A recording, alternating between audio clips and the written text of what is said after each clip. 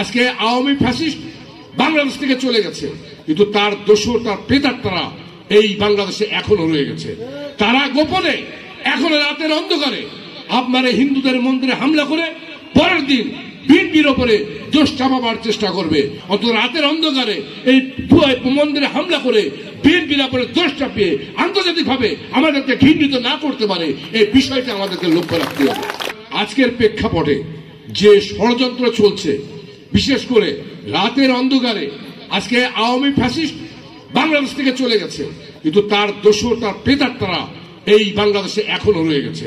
তারা গোপনে এখনো রাতের অন্ধকারে আপনার হিন্দুদের মন্দিরে হামলা করে পরের দিন বিএনপির ওপরে দোষ চাপাবার চেষ্টা করবে। আমি অনুরোধ করব, আমাদের এখানে যতগুলো ইউনিয়নের বিএনপির নেতৃবৃন্দ আছেন, প্রতিটা ওয়ার্ডে আপনারা দলবদ্ধভাবে, যশোরে আমাদের যারা মনিন্দু ইসলাম আহমেদের নেতৃত্বে প্রতিটা মন্দিরে আমাদের 20 জন 30 জন করে আমাদের কমিটি গঠন করা হচ্ছে। তারা পালাক্রমে আমাদের এই সব মন্দিরে যাতে নির্বিঘ্নে পূজা বিশেষ করে তারা পালন করতে পারেন, সেই বিষয়ে আপনাদের কাছে অনুরোধ রাখবো।